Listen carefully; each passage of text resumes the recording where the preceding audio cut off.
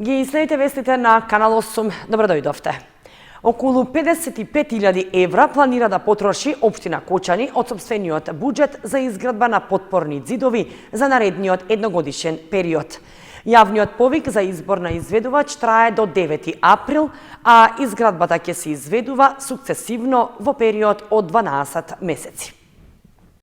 Локалната самоуправа на Кочани планира да потроши близу 3.400.000 денари во бруто износ, што ќе бидат наменети за изградба на потпорни ѕидови на повеќе улици во градот и населените места.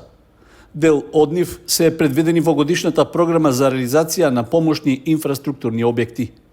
Сумата е за над 1/3 повисока во споредба со претходниот едногодишен период, во кој поради исцрпување на средствата, а потребата за довршување на планираните градежни работи, договорот со изведувачот беше изменет, односно беше проширен за околу половина милион денари. Во општинската администрација ќе ги имаат предвид и барањата на жителите од одделни населби и улици, каде се најнеопходни активности за изградба или пак за санација на потпорните ѕидови.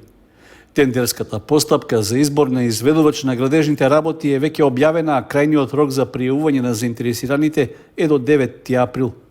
Во проектната документација, што е дел од постапката, посочени се конкретни детали и активности што избраната фирма ќе треба да ги преземе за реализација на планираната годишна програма. Изградбата на потпорните ѕидови ќе се реализира сукцесивно во текот на годината, според потребите и планирањата за реализација на годишната програма за ваков вид инвестиции. Во Кочани почна бесплатниот скрининг за пациенти во ризик од хронично бубрежно заболување. Вкупно ќе бидат опфатени 62 лица на територијата од Кочани, Виница и Чешиново Облешево. 62 лица од Кочани, Виница и Чешиново Облешево се опфатени со бесплатниот скрининг за пациенти во ризик од хронично бубрежно заболување. Граѓаните кои се со потенцијал од заболувањето се контактирани од страна на вработените од подружницата на Центарот за дијализа Диавериум од Кочани и редоследно им се врши скринингот. Тој со реализација почна овој месец, а ќе се имплементира во наредните 4 и е како резултат на дел од заклучоците од првата реална академија, што се одржа во ноември минатата година на иницијатива на Министерството за здравство и шведската амбасада со цел подигнување на свесноста за бубрежно заболување и неговата рана превенција. Проектот скрининг на популацијата во ризик од хронично бубрежна болест го спроведуваат Министерството за здравство во координација и со целосна финансиска поддршка од дијализните провајдери Диавериум и Нефроплус. Во моментот во Кочани на дијализа се 45 пациенти, а како најчести фактори за заболувањето се кардиоваскуларните проблеми, високиот крвен притисок, дијабетесот, наследните фактори и други. Од подружницата на Диавериум Кочани истакнаа дека очекуваат максимална реализација на проектот, а со тоа поголемо идно превенирање на хроничното бубрежно заболување. По спроведената постапка за јавна набавка, локалната самоуправа на Кочани го продолжува организирањето на општинскиот линејски превоз на патници на подрачјето на општина Кочани. Превозот на релацијата Оризари Усова Чешма, Бавчалук спој на улицата Бел Камен со Страшоре Бабче и лесна индустрија ќе го реализира Тасим компанија од Оризари. Превезувањето се спроведува 4 пати во текот на денот од 8 до 16 часот од понеделник до сабота. Единечната цена на билетот по патник за едно возење изнесува 20 денари, од кои општина Кочани учествува со 50%, а другите 50%, односно 10 денари на превозникот му ги плаќа патникот со купување билет за превоз на соодветна релација. Договорот за организирање општински линејски превоз во Кочани е во износ од 2 милиони денари со време трајање од 2 години. Општина Кочани организира јавен градски превоз од декември 2013 година, за што претходно ги изведе потребните инфраструктурни и сообраќајни подготовки.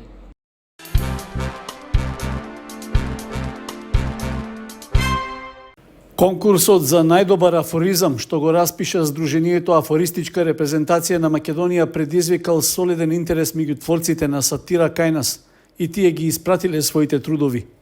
Овогодишната тема беше доволно провокативна со насловот «Маж-жена, љубов-љубомора», што ја предложи минатогодишниот победник Ацо Георгиев од Струмица.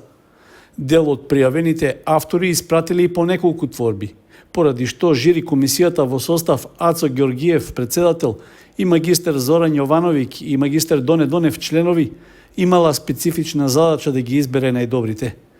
Донесена е одлука првата награда да му припадне на Ристо Филчевски од Струмица. Второ награден е Миле Георгиевски од Делчево, а третата награда ќе му биде доделена на Атанас Крлевски од Велес. Највисоки оценки од жирито после наградените добиле и афоризмите на Јане Атанасов и Чедомир Шопкик, на кои ќе им бидат доделени пофалници.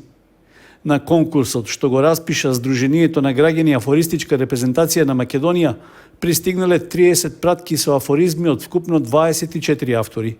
Од нив, двајца се изјасниле дека учествуваат вон конкуренција, па нивните афоризми не биле оценувани. Квалитетот на останатите афоризми кои се бореа за наградите варираше. Сепак, се издвои една група на автори чии афоризми заслужуваа награда. Но, бидејќи организаторот доделува само 3 награди, жирито предлага да се доделат и 2 пофалници на афоризмите на кои за малку им побегнаа наградите. Жирито им се заблагодарува на сите автори кои испратиле своји афоризми, а на оние кои годинава не добиле награда им посакува да се закитат со некоја од наградите во наредните години. Наградите и признанијата на најдобрите ќе им бидат доделени на 12-тиот собир на македонскиот афоризам АФКО 2024. Тој годинава ќе се одржи на 30 март од 18 часот во мултикултурниот центар во Кочани.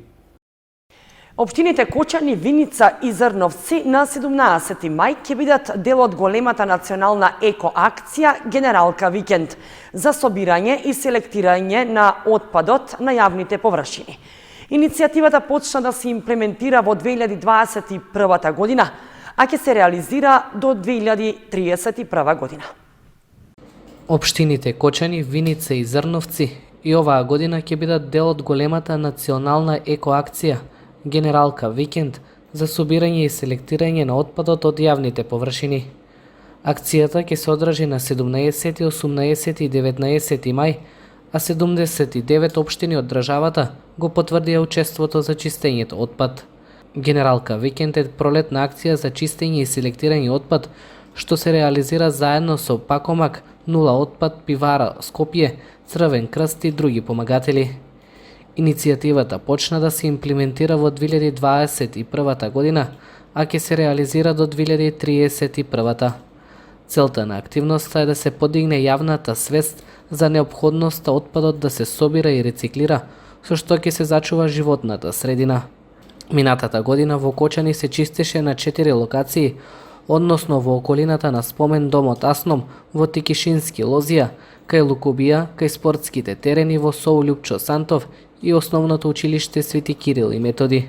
Во акцијата учествуваа представници од детската градинка Павлина Велјанова, основните и средните училишта, вработените во комуналното јавно претпријатие Водовод и општина Кочани.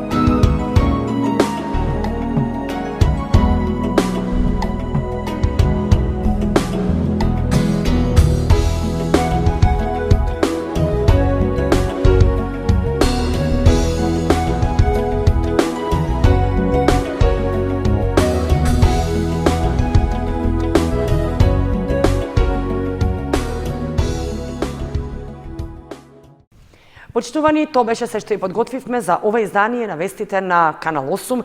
Следете не и на нашата веб страница kanal8.mk. Довидување.